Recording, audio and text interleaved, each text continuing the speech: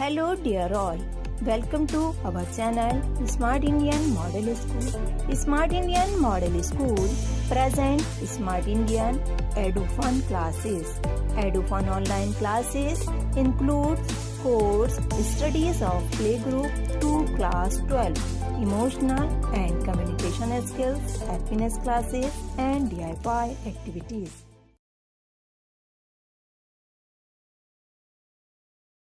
Good morning dear student, welcome back to Hindi class. Hope you are all fine and happy. Today I will teach you a new lesson, that is फूल के बोल. Chapter number 5 है फूल के बोल. फूल के बोल में इसके कवि जो हैं वो हैं भारत भूषण अग्रवाल. कौन है? भारत भूषण अग्रवाल. इनका छोटा सा परिचय पढ़ते हैं पहले. भारत भूषण अग्रवाल का जन्म उत्तर प्रदेश के मथुरा नगर में सन 1919 में हुआ. उन्होंने आगरा विश्वविद्यालय से अंग्रेज़ी साहित्य में एमए की उपाधि प्राप्त की. उन्होंने आकाशवाणी में तथा अनेक साहित्यिक संस्थाओं में सेवा की. ये तारस्पतक के 7 कवियों में से एक कवि हैं. इनके प्रमुख कविता संग्रह छवि के बंधन, जागते रहो, अप्रस्तुत मन, अनुपस्थित लोग, मुक्ति मार्ग, एक उठा हुआ हाथ आदि उतना वो सूरज है के लिए उन्हें साहित्य अकादमी पुरस्कार से सम्मानित किया गया. इनका निधन 23 जून 1975 को हुआ था.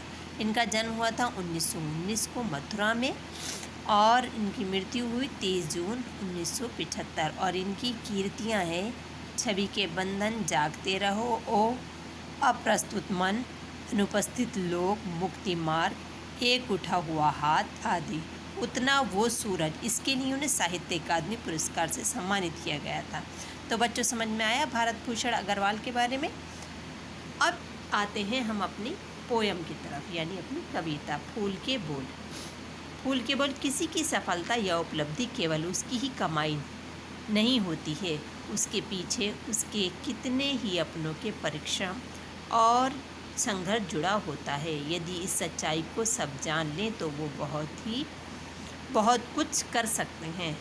प्रस्तुत कविता में कवि ने इस बात को वसंत और फूल के माध्यम से बड़े सुंदर रूप में व्यक्त किया है. आइए कविता पढ़कर जानते हैं. इस कविता का भाव यह है कि अगर कोई व्यक्ति या वस्तु कोई भी सफल होती है तो उसका सफलता के पीछे सिर्फ वही सफल नहीं हुआ, उस सफलता के पीछे काफ़ी लोगों का हाथ होता है, यानी काफ़ी लोगों का सहयोग होता है और काफ़ी लोगों का संघर्ष जुड़ा होता है. जैसे कि हम सफल होते हैं तो हमारे पीछे हमारे माता पिता का सहयोग, हमारे अध्यापकगण का या हमारे मित्रों का सहयोग होता है, तभी हम सफल होते हैं. तो इस कविता में एक फूल के माध्यम से कवि ने इस सच्चाई को उकेरा है. हंसते खिलखिलाते रंग बिरंगे फूल क्यारी में देखकर जी तृप्त हो गया. तृप्त हो गया यानी शांत हो गया, बिल्कुल इच्छा पूरी हो गई कि हाँ, जिसका इंतज़ार था कि हम एक पौधा लगाते हैं तो पौधे में यही तो इंतज़ार होता है कि उसका फूल खिलाए, जल्दी से फूल खिलाए. तो अब इन्हें क्यारी में इतने सारे फूल देखकर कवि का मन शांत हो गया, बिल्कुल इनकी इच्छा पूरी हो गई. नथनों में प्राणों तक खिंच गई गंध की लकीर सी, और उसके नथनों के माध्यम से उसके आत्मा तक इन फूलों की गंध पहुंच गई और उसकी आत्मा शांत हो गई, बिल्कुल आत्मा को बहुत ज़्यादा प्रसन्नता हुई. आँखों में हो गई रंगों की बरसात, अनायास कह उठा वाह.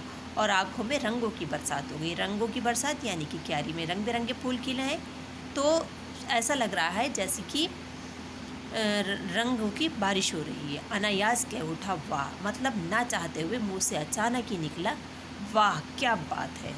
धन्य है बसंत ऋतु, लौटने को पैर ज्यूं बढ़ाए तो क्यारी के कोने में दुबका एक नन्हा फूल अचानक बोल पड़ा सुनो.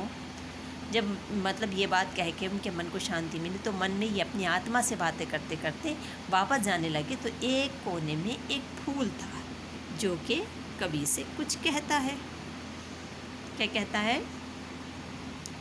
बोल पड़ा एक छोटा सा सत्य तुम्हें सौंपता हूँ। वो फूल कह रहा है तुम्हें ना, मैं सत्य बताना चाह रहा हूँ। जो तुम ये कह रहे हो ना कि बसंत ऋतु बहुत धन्य है, तो देखो, धन्य है बसंत ऋतु ठीक है, पर उसकी धन्यता उसकी कमाई नहीं, वो हमने रची है, हमने। धन्य बसंत ऋतु ठीक है, आप कह रहे हो ना बसंत ऋतु धन्य है, तो हाँ मैं मानता हूँ धन्य है, लेकिन उसकी धन्यता, उसकी सुंदरता हमने रची। हमने मतलब हम सारे फूलों ने मिलके रची है। और वो ऐसे ही नहीं आपको मिल गया, आपको बसंत ऋतु ऐसे ही प्राप्त नहीं हुआ, बल्कि सारे फूलों ने मिलके प्रयास किया है। समझ आया बच्चों? थैंक यू फॉर बीइंग अस। यदि आपको हमारा वीडियो अच्छा लगा हो तो आगे की वीडियो की नोटिफिकेशन प्राप्त करने के लिए कृपया बेल बटन दबाएं और चैनल सब्सक्राइब करना ना भूलें। Please subscribe our channel of Edufun Classes. Thank you for watching.